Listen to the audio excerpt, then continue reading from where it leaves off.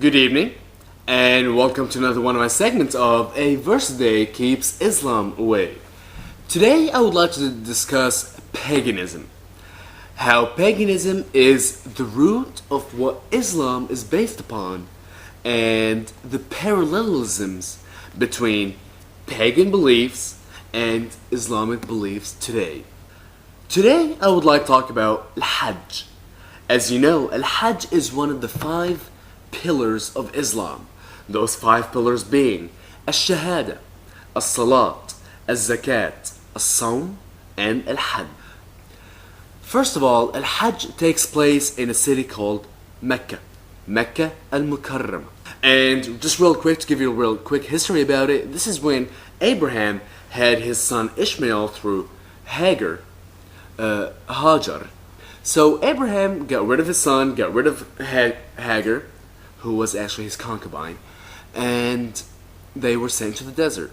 Now, the story has it that Ishmael was so thirsty, was so yearning for water, that Hagar was so desperate for her son's sake that she was trying to find water for him. And then she started running around 7 times until she found water. What I don't understand is, why would somebody run around 7 times in a circle until they find water?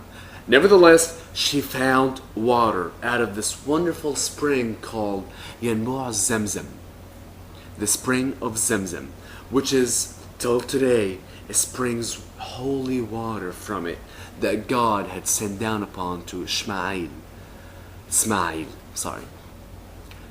Now, the whole basis and the whole premises of a Hajj is, upon arrival to Mecca, there's something called Al-Kaaba.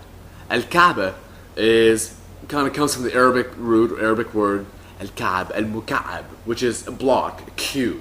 So Al-Kaaba is really nothing more than this little rectangular cube-like building or structure, which is extremely holy. And I will get to the fact as to why it is holy in just a little bit. However, Muslims are supposed to circumambulate around Al-Kaaba 7 times. Now, why is it so holy? What is so holy about Al-Kaaba? Within it is housed Al-Hajar Al-Aswad, the black stone. Now, the black stone, which nobody has seen, by the way, it is inside this cube, and all you can see is a little window that you can see something black inside. But Al-Hajar Al-Aswad, this black stone, supposedly is a meteor that came upon from God and hit right in front of Adam's feet. Now, Adam eventually hid that black stone.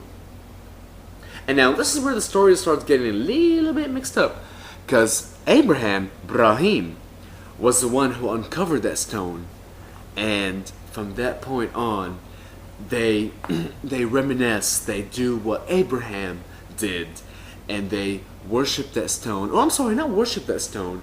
They circumambulate around it, and every time they pass around the little window that has a stone showing, they must touch it and kiss it. And however, if you're not too close to it, since about every year about 3 million people make this pilgrimage, and you know, it's kind of small and confined, about 300-400 people get trampled and died every year. Nevertheless, if you're not close enough to where you can touch it and kiss it, every time you pass around it, you must say, Allahu Akbar, Allahu Akbar. Alright, so now you have 3 million devout Muslims circumambulating this weird cubical structure with that which you cannot see inside by the little black stone. In essence, they are practicing as to how to worship God, Allah, because the Kaaba is supposed to represent Arsh Allah, the throne of God. So here on earth, they take a little practice run as to how they will walk around the throne of God once they get up to Al-Fardos. Now, I know what every single one of you is thinking right now. Who built the Kaaba? Like, for real, dude. Who built it? Where did it come from? where did it originate? Al-Kaaba actually existed and predated Islam by, I don't know, a couple hundred, maybe 1,000 years. Al-Kaaba is supposed to house 360 idols, and it was actually built for the god or the deity Hubal. Hubal being the god of the moon, Ilah al-Qamar. Now we still see remnants of Hubal even in the Quran today, because Hubal is supposed to have had 3 daughters. These 3 daughters are Al-Lat, Al-Uzza, and Al-Manat. In Surah Al-Najm, Al-Quran, Surah number 53, verse number 19 through 21, where it talks about, have you then considered the Lat and the Uzza and Manat, the third of the last? For you the males and for him the females. I guess essentially in essence it's saying that for you as devout worshippers of Islam, of Allah, you must worship the male of those 4 deities, which is Allah, and I'll go back to that in a little bit. And for him, for Allah, he shall worship the females, which are his 3 daughters, Al-Uzza, Al-Lat, and Manat. One of the most interesting hadiths that mentions Al-Hajj is narrated by Sahih al-Bukhari, book number 2, volume 26, hadith number 689, where it's narrating Abu al-Hurayri. In the year past to the last Hajj of the Prophet, when Allah's apostle made Abu Bakr the leader of the pilgrims, Abu Bakr sent me in the company of the group of the people to make a public announcement. No pagan is allowed to perform Hajj after this year. And no naked person is allowed to perform tawaf of the Kaaba. Now, when it's saying that no pagan shall perform the tawaf, the circumambulation after this year, this clearly indicates that pagans up until that year had been performing a tawaf, the circumambulation, the Hajj, the turning around this little magical, mystical cube.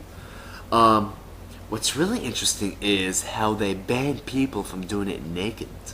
So, people actually, not only did the pagans circumambulate and perform the tawaf around Al-Kaaba, but they used to do it naked, just like any other pagans. Now, do you remember how earlier I had mentioned that the story is a little confusing and doesn't really add up? Now, after they perform the circumambulation and drink out of the well of Zamzam and whatever, another event to do at this theme park that you go to is you go to this place, and I really forgot what the process is called. I can look it up, or I can just post it on the side in a little bit. But where you cast stones into nothingness. And this is to remind Muslims how Ibrahim had cast the stones upon the devil, Rajam al-Shaitan. Now, this is where it really doesn't make sense. Why would Abraham have gone there to perform al-Hajj and to drink out of Nab'a Zamzam and to cast stones and Yarjum al-Shaitan, to cast stones upon the devil? He banished his concubine and his bastard son. Why would he go there? Do you guys not even think about that? The last thing I want to mention that really ties in with paganism is something in the hadith. This is from Hadith al-Bukhari, book 2, volume 17, hadith 128. Essentially, the followers of Muhammad were asking him for rain because it was not raining. So Muhammad went outside and did his little thing and it started raining. However, afterwards it was raining so hard that they asked him again and said, "Hey Muhammad, it's raining so hard that we can't even walk home." So he went back outside, did his little thing, and it stopped raining. And what is that? I think we have a video just coming right in. This is Muhammad performing his rain dance.